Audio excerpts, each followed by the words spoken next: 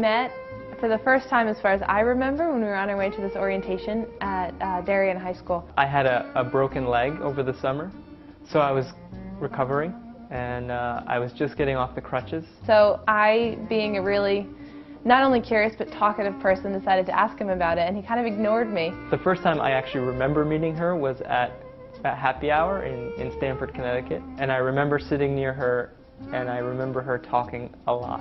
I was this really chatty, talkative person, and every time I'd ask him a question, I would get very simple answers. Have you been living here a long time? And he would say, yes. And that would be it. She was very talkative.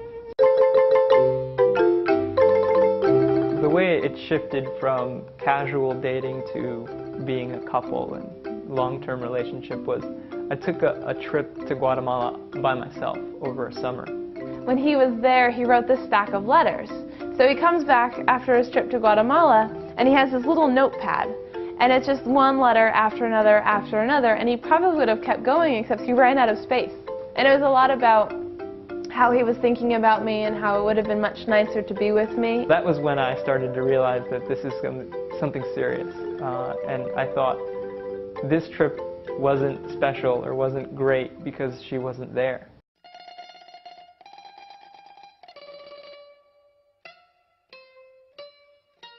We got hired at a job fair for international schools, and we went off to Bangkok. It was about 2 months into it when I woke up one morning, and it was 5 o'clock in the morning, and I got a phone call from my mom.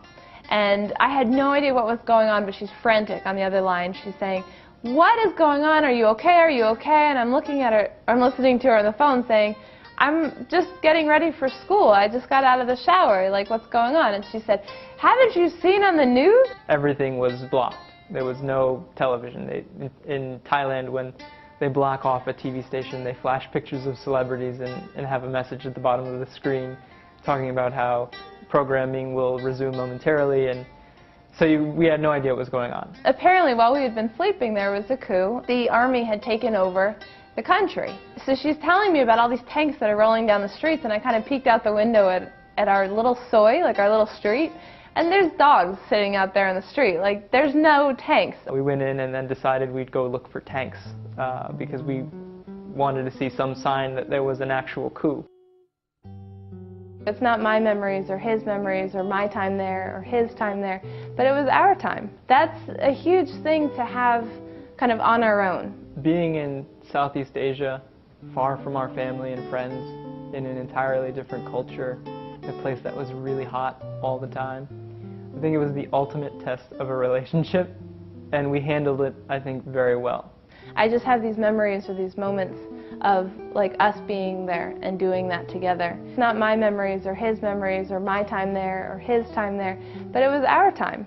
That's a huge thing to have kind of on our own. After that first year, I thought, you know, if we can do this, we can do anything, and there's nobody better. There's nobody else for me to do this with. This is the person for me.